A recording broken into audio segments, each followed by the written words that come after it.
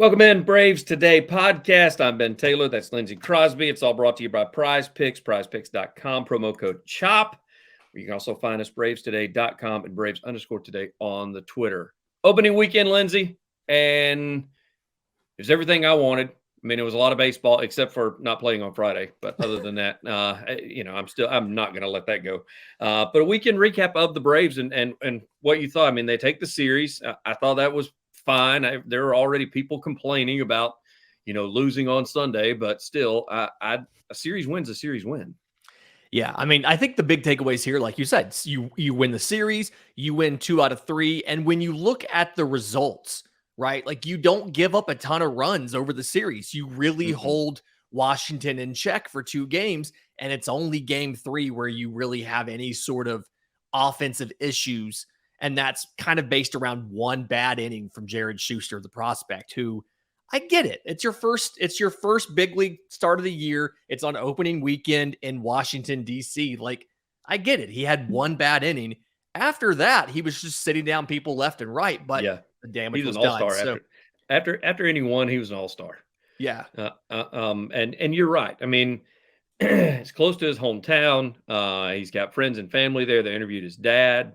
They interviewed his sister. I didn't realize he'd lost his mother. And so his dad also expressed his love for Jeff Francoeur, which made it kind of awkward on the broadcast because Francoeur didn't know what to say. So it was, I thought he did great. Again, take away that first inning where probably the nerves were off the friggin' charts in the first inning. And after that, he settled in. And even then, it was only 4 runs. It wasn't like we've seen where teams can put up 9 or 10. We Braves fans have seen 10 runs in an inning before. I'm thinking back to the to like some playoff series and things like elimination games. So it was only 4 runs. And again, he settled down after that. Atlanta wasn't able to do enough to come back and win it. But you have to like what you saw from the offense this weekend. You saw multiple home runs from Matt Olson. You saw Ronald Acuna not only put a ball out, which I think I talked about. You'd see a leadoff home run. Yes, you did. I was going to point that out. Yep. From Ronald Acuna. You made that call. Yep. But like you saw guys stealing bases. I think Sam Hilliard had one. Ronald Acuna obviously had one on Thursday. And so, like, for the most part, other than Sean Murphy not really doing a lot with the bat, you've seen just about everything you thought you'd see from this Braves team. And yeah, they're as good as we thought they were. We were hoping so. Of course, that was, from this past weekend, some of the highlights that we saw. Only thing I saw probably low light is I'd like to see Austin Riley a little bit hotter start than what he's in right now. He's starting a little bit slow, but I also think Snedeker's known for doing this. This lineup that we saw this weekend may not be the same lineup that we see moving forward. I'm still not a big fan of having Ozzie in the cleanup position, but I'm also not managing the Braves. So what he has done has seemed to work. So we will see where they go from that. St. Louis, on the other hand, on the weekend, they also get a series win, interleague play as they take on the Toronto Blue Jays over the weekend. And speaking of hitting, that's about all they did. Pitching's not great, but apparently they're gonna do well from the box. Yeah, they lose 10-9 on Thursday, and then they turn around 4-1 on Saturday, 9-4 on Sunday. It's something where they're going to score tons of runs. It's kind of a preview of playing the Phillies, right? A team that can just go out and score at will, but is going to have issues, in their case, issues from the starting rotation versus the Phillies, where it's issues from the defense and issues from the bullpen. It's really much struggling with some of the starters from St. Louis. And it feels like a team who's going to try to make some sort of deal with the deadline for a starting pitcher, because you look at, Miles Mikolas was their opening day starter. Yeah. Just kind of not what you expect from a team as good as the Cardinals, with as talented of hitters, whether it's Nolan Gorman back in the DH role, hit 2 home runs on Sunday, young prospect Jordan Walker, who's looked phenomenal, and then Arenado and Goldschmidt. Great team, but just not getting the pitching performances you'd expect, not, the run prevention not being there. And so I fully expect them to probably make a deal with the deadline. But in the meantime, it works out well for the Braves, because the 3-game set you have coming up, it's not murderer's row of pitchers that you're facing in these 3 games. No, as a matter of fact, if you look at the matchups, because went and just tried to see how some of our guys matched up against their guys. We've only got 1 or 2 players that have even hit it against anybody that is going to be playing this weekend or going to be pitching this weekend. The Braves are, unless they touch them up early and realize, okay, so we got them. They're probably already begging to get into the bullpen just so they can see some familiar faces that they've seen on the mound before. Yeah, it's Monday's game is Charlie Morton versus Jake Woodford. I don't believe Mhm. Woodford's appeared against the Braves before. Tuesday is prospect Dylan Dodd, the lefty, against lefty Steven Matz, who I don't think, as a member of the Cardinals, has faced Atlanta. He faced Atlanta back when he was in New York, and that was a different pitcher than what he is now. And then Wednesday is righty Miles Mikolas versus officially TBD for Atlanta.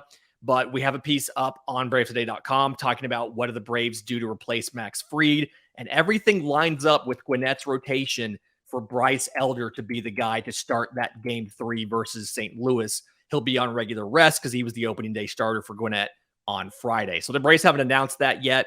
They've said they weren't going to put Fried on the IL until time for his next start. But I expect Bryce Elder to be the call up for that start. If you had a guess on Fried, how long do you think he's out? They said it was more of a tweak than it was there. It was not a pull; it was a strain. So I don't know what that means. And as far as pitching goes, because they kept saying, they kept saying he can't push off. I thought it was his landing leg that he hurt. Am I wrong in that? Which leg was it? It was the left leg. Okay, because it was his push off leg then. Yeah. And he said that was the deal. When they went out to check on him and he threw one pitch, he turned around and looked at him and said, nope. Yeah. It reminds me a lot of, he had a similar hamstring issue early 2021. And this reminds me a lot of that hamstring strain. As far as it didn't look that severe, he wasn't too worried about it. He tried to go and was like, yeah, I'm just not 100%. I can't go. And so that one, he missed about 2.5 weeks. I think if this one's similar, he'll miss probably looking at 2 to 3 starts, depending on if they backdate the IL move or not. And so, 2 or 3 starts, you're looking at bringing up Bryce Elder to cover a couple of those, and then hopefully having him back by the end of April. And it's funny because when that happened, he actually wasn't pitching that well in April when he got hurt back in 2021. I think he had like a 6.35 ERA after his first 3 games. Yes, he did. I remember being high. And when he came back, he started 25 games after he came back, 14-6 with a 2.44 ERA, and we won 17 of the 25 games. And then he had 5 postseason starts. So if all it takes is Max Fried having a 3-week IL stint to get us that for the rest of the year and then a World Series, I'll take it. Well, even as we talk Braves, I mean, clearly you and I are also Braves fans. I will say as a fan, don't be in a hurry to bring him back. If you need to do it if it needs to be 4 starts, I'm fine with that.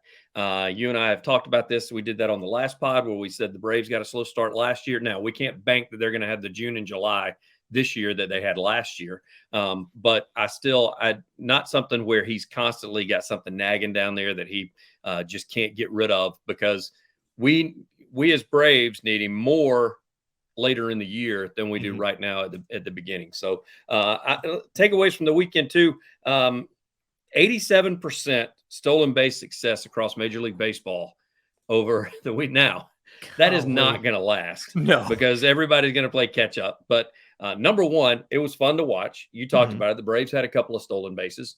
You mentioned somebody before we came on, the Orioles. They had 4 stolen bases today in a game. And so they had like 5 on opening day. I mean, it's just it's like you said, it's fun to watch, right? I mean, this is bringing the action back, and I think this is going to end up. It's because of the disengagements, but this is going to be more impactful, I think, than even the pitch clock. Like, as a fan, the pitch clock has been great, but as far as like action in baseball, this might be the most impactful rule change baseball has made in a long time. And even if you assume a natural regression in the success rate, you're still at a higher rate of stolen bases than you've seen since, I don't know, like the 40s or something nuts. Like this is tons of fun to watch guys constantly stealing bases, or at least even trying. I will say this from a fan standpoint: number one, enjoyable to watch, but number two was Jesse Chavez looks like he's going to be a pitcher that absolutely loves the pitch clock. He is one of those. I think we're going to see a lot more pitchers who kind of get in a rhythm and on a roll. They actually appreciate the pitch clock instead of having to wait on a hitter or wait somebody to adjust themselves or wait for a guy to step out and get a sign or something of that nature. And because everybody always talks about how pitchers will, wait on the mound to throw hitters off. Hitters do stuff to throw pitchers off too, and that's going to take away. This pitch clock is going to take that away because Chavez, look, even though the Braves lost on Sunday, he still looked very comfortable and very good with the pitch clock, just up there, just rocking and firing, just over and over and over. Yeah. Very much a pace of play enforcer. Something to watch. That was already his second appearance of the year. You've only played 3 games. So you don't want to overuse him too much, but he's that guy that feels like he can just go as often as you need him to. But the big thing for pitchers, coming back to your point, is hitters only get one, in essence, timeout per at bat. Right. And so once that clock hits 8 seconds, either you're going to get an automatic strike or you're free to pitch. There's never going to be a situation where the clock is below 8 seconds and you're not allowed to throw a pitch. And so a lot of these guys I noticed watching this weekend, I watched Dodgers Diamondbacks on Thursday night. A lot of stuff is some of these pitchers will just stay on the rubber. You'll get the ball back and they'll just go ahead. They're there. They're ready to go. The hitter can't go anywhere. You may take a foot out of the box and then get right back in the box. And the pace is fantastic. And actually, a friend of mine sent me a text and he's like, "Hey, I love the pitch clock. I was not sold on the pitch clock until I watched it. This is great." I'm like, yeah, the average game time in Major League Baseball on opening day was 2 hours and 45 minutes. When last year it was 3:11. That Diamondbacks game I watched, the Dodgers Diamondbacks game, 10 runs on 16 hits with 20 strikeouts and 9 pitchers were used. 4 of those changes were in the middle of the inning, and that game was 2 hours and 35 minutes. That'd have been a 3.5-hour game last year. Love the pitch clock. We saw a 7-2 game with the first game of the series, and I think they said 2 hours and 17 minutes or something like that. So unbelievable. I'm a big fan. I like it. Those naysayers out there, I liked it when I watched some of the spring training games. I did love the fact that everybody says they're not going to have the clock where we can see it, so it's not going to be bothered. And then all the graphics on the television's got the clock, clicking down inside the bases. And I thought, well, that's not going to hold true. Let's talk about Ronald Acuna a little bit. Had a stolen base. Did what you said. As you picked it, you should have been an odds maker because that was a great prop bet, by the way, if anybody wanted to pick that. Where Lindsay said earlier in the week when we did a preview, he said, here's my call. Ronald Acuna will have a leadoff home run, and he did do so. And so right now he made a couple of plays in the outfield. He looks like the guy we wanted him to look like. Yeah, I mean, he's back to full health, right? And we had so many questions about, was he going to get there? Was he not going to get there? So I think statistically, it doesn't stand out to you, right? 3 of 13, home run, RBI, stolen base. But no, this is the Ronald Acuna from 2019 that was a candidate for MVP. Right. And a fully armed and operational Ronald Acuna can take this team to the World Series. They won it without him. And it's just he looked fantastic. He looked more comfortable than I've seen him on a field since he got hurt in 2021. And so very excited about what'll happen. And having him at leadoff, it is such a tone setter for this offense because very first pitch of the game, if you just throw a get me over breaking pitch, that sucker's in the seats. You have to be locked in from the first pitch. And as we saw from Schuster today, if you don't have it early, this Braves lineup will make you pay. And he's playing smarter. He was on the base paths. You saw him hold up the 2 fingers. He knew that the pitcher had used his two pickoffs, his 2 throwovers. And of course, he went on the very next pitch to get a stolen base. I think you're going to see a lot more of that. I think pitchers, that throw behind the runner that you and I talked about with Murphy, which by the way, Murphy showed his cannon off over the weekend and was able to gun that. I'm telling you, everybody thinks 87%. What it's doing right now is it's exposing bad catchers behind the plate. I mean, they may be good defensively, but throwing people out, they may not be good at. And that's what it's because now guys are going to be going. Whereas before, I think they were, and it's the first of the season. They're going to see what they can get away with right now. I mean, they're treating this like an extended spring training. So keys to success this week with the Braves and the Cardinals. Get into that bullpen. Is that number one? I think it's getting into the bullpen. You have to, that their bullpen's already been taxed a bit because this starting rotation isn't that great. So the sooner you can make them have to come out and start covering innings, the better you're going to do later in the series. But the offense just has to be hot. I think Atlanta's pitching staff is good enough to hold this potent offense to a reasonable number. Offensively, you just got to make it happen early and often against both the starters, and then especially get into that bullpen as soon as possible, make them eat up the innings, because this will be their 4th, 5th, and 6th games of the year, but 5 straight games by the time you get to the series finale. Make them work early, put the innings on the bullpen, make them figure out who's going to be the guy, because except for an injury, you can't call somebody up from AAA yet. You can't call somebody from the minors yet unless you have an injury. So you've got to cover it with just your bullpen. And closer Giovanni Gallegos is questionable right now with an injury as well. So they're already shorthanded in that pen. He's Lindsey Crosby. I'm Ben Taylor. It's all been brought to you by Prize Picks, prizepicks.com. We'll be back with you prior to the San Diego series, where the Braves finally will play at home. So looking forward to that, especially next Saturday when we get to see those cool uniforms that they came out with, because isn't that the every Saturday home series uniform? City Connect will be every Saturday all season, and the jerseys and hats themselves just went on sale at Braves Retail. If you're interested in buying some of those, I already have my hat in the mail on the way.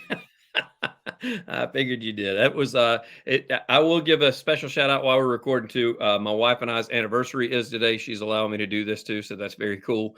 She's the one that took care of this hat for me, and I've already put my order in for, like you said, the new City Connect hat as well. He's Lindsey. I'm Ben. Lindsey, as always, thank you, brother. Thanks for having me.